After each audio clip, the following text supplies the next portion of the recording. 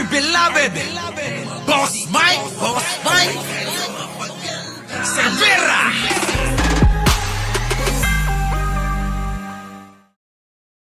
Ito ang nagpapaaway mga kababayan. Si Digong mali. Ito. Oh. Tignan nyo. Kausap ko yung mayor, pag nag-apply daw, gagran niya kasi yung batas. Sabi daw ng mayor, nakausap daw ni Attorney Panelo yung mayor. Sabi daw, gagrant daw kung sakaling nagpaalam. Kasi yun daw ang batas. Kaya nga medyo nalilito ko eh. Yung kay Roque, ang sinabi daw, hindi daw mayag yung mayor. Aboy mo lupe. Ito eh, madalas pag-awayan itong dalawa na to eh. Pinag-aaway niya. Naloko na. Pero tama, sang-ayon ako dyan. Sige, pag-awayan mo. Hindi ko alam kung kakampi natin si Banat Bay o hindi eh. Naloko na. Namamangka na rin ito sa dalawang river. Naloko na. Oo. Di ba? Ano yon? Banat Bay? Tayo dyan. Sino na naman kaya nagsasabi ng totoo? Naloko na. Hindi alam ko sino nagsasabi ng totoo sa kanila. Sila na. Nagkakaroon na ng pagdududa sa bawat isa. Naloko na. Tuloy mo, Banat Bay.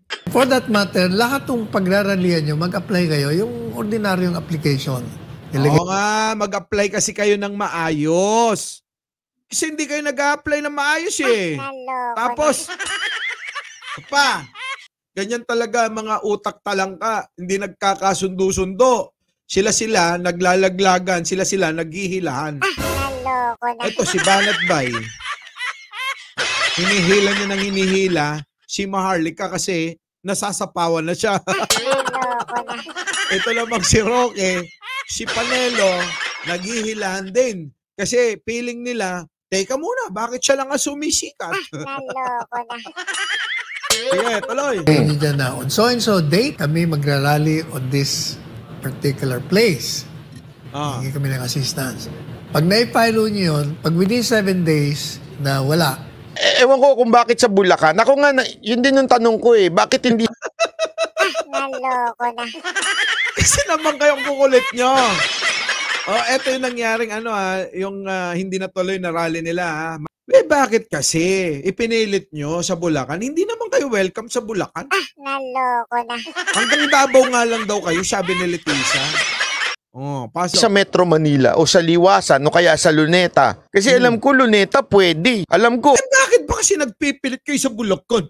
Naloko na. Hindi nga kayo welcome dun. Ano ba ang nyo? Ano bang plano nyo? Bakit kailangan sa Bulacan? Yan, luwag-luwag naman dyan sa may Ha? Sa may Manila Bay. Naloko na. Doon kayo. Diba? Mag-rally kayo doon sa gitna ng dagat. Naloko na. Walang pipigil. Diba? Kasi ang kukulit nyo. Pero inyo, nananahimik na bayan ng Bulacan. Yung probinsya ng Bulacan, guguluhin nyo. Naloko na. Isasama nyo, isasabit ninyo. Sa galit ninyo. Hindi gano'n ang mga Bulakenyo. Malalambing, oo. Mapagmahal ang mga Bulakenyo at Bulakenyo. Naloko na. Hindi ko talaga alam kung bakit. I'm not sure kung yan ba dahil... Oy, hindi ka sigurado magagalit si Roque niyan. Naloko na. Ikaw talaga kampi ka kay Panelo, buti pa si Roque. Ito talaga si Banat Bay, tira ng tira kasi. Hindi naman na sigurado. Kung ano yung sinasabi niya. Si Roque, sigurado niya sinasabi niya. Naloko na. Meron silang purpose kaya sa Bulacan. Hindi ako sure ha. Hindi ka sure, magagalit, banatan mo. Roque, banatan mo to. Ako malaking bunganga ako, pero bago ako magbukas ng bunganga, nag-aaral muna ako ng pag may lumabas sa bibig ko, mapapaninindigan ko. Ikaw pala eh. Sige, magdebate tayo kung pwede kang maglitis ng treason. Ikaw na, Banat Bay. Ikaw na. Kayong dalawa ni Roque. Ibig sabihin, Banat Bay, si Panelo kasi nagtanong. So si Roque hindi nagtanong, ganon? Jim Lord, nag-aaway mo yung dalawa. Hindi, Naloko na. Pinag-aaway mo naman talaga eh. Diba? Paring Kapdong. Pinag-aaway mo naman talaga. pero natuwa naman ako kay Panelo kasi nagpunta pala siya talaga ng personal. Pumunta pa siya doon sa pinuntahan niya yung pulis, pinuntahan din niya yung mayor. Parang sinasabi niya, "Hoy, Roque, si Panelo pumunta. Pinuntahan yung mayor, pinuntahan yung pulis." Naloko na. Eh, ikaw, bunganga ka lang ng bunganga. Naloko na. Tinawagan niya ata, pakinggan. Oh, hindi sigurado. Ikaw banat pa, hindi ka sigurado, ha? At pare. Natin. Approve na yun. Pwede na kayo mag-rally. Ngayon, kung tinanggihan, ayaw. O hindi, takbo kagad tayo sa korte para magkaalaman. Di ba? Wala kang nga raw alam, hindi ka nga raw mananalo kay ano. Naloko na. Kay Roque Panelo. Naloko na. Talaga, magtulong pa kayo ni Banat Bay. Hindi kayo mananalo. Oh, pasok. Tignan muna kung anong pinagdadakdakan. Ako, malaking bunganga ako, pero bago ako magbukas ng bunganga, nag-aaral muna ako ng pag may lumabas sa bibig ko, mapapaninindigan ko. Yag yung mayor. Patay tayo dyan. Sino na naman kaya nagsasabi ng totoo? For that matter, lahat ng pagraralihan nyo, mag-apply kayo yung ordinaryong application. Ilagay nyo dyan na on so and so date, kami magrarally on this particular place. Hingi kami ng assistance. Pag na-file nyo yun, pag within 7 days na wala. Ewan ko kung bakit sa Bulacan. Ako nga, yun din yung tanong ko bakit hindi sa Metro Manila o sa Liwasan o kaya sa Luneta? Kasi alam ko Luneta. O kaya sa ano, sa may, doon nga, sa Manila Bay. Naloko na. At saka alam nyo, ang pinagtataka ko rin, mga kababayan, bakit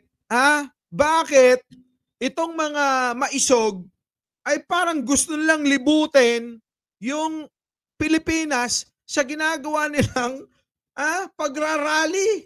Naloko na. Diba? Napansin nyo ba?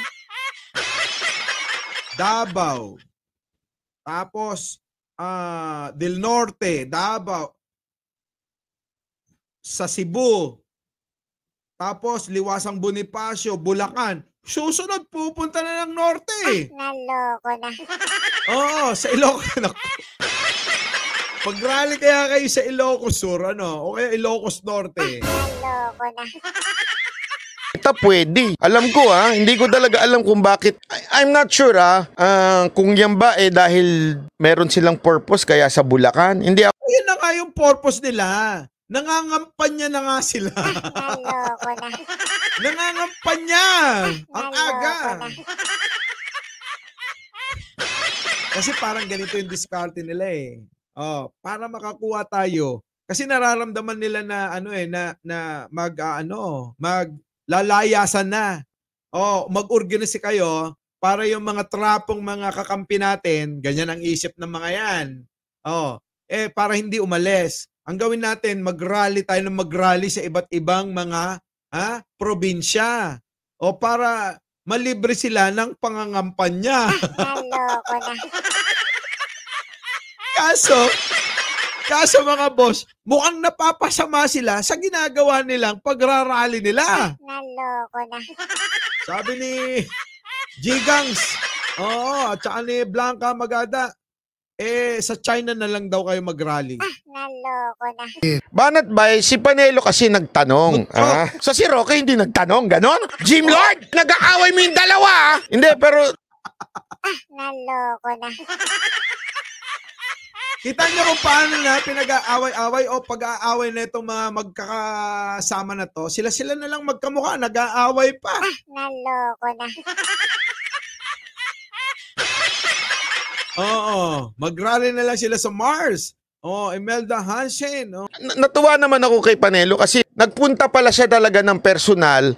Pumunta pa siya doon pinuntahan niya yung pulis, pinuntahan din niya yung mayor.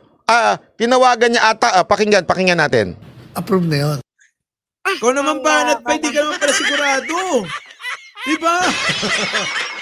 So, anyway, sa madaling salita, mga kababayan, hindi na nagkakaintindihan. Hindi na nagkakaunawan itong magkakatropa. Naloko Itong na. mga tropa ni Digong. Muli, opo, Mike Cervera po, laging nagpapasalamat at laging nagpapaalala. Mahalin natin ang ating kapwa, ipagdasal natin. Lagi ang ating bansa. Magandang umaga, magandang hapon, at magandang gabi sa mandako ng mundo naroon kayo. Siyempre, magandang buhay na rin para sa ating lahat, sa mga magti-team replay. Huwag niyo pong kakalimutang mag-like, share, and subscribe. Maraming salamat po. Our beloved Boss Mike Cervera.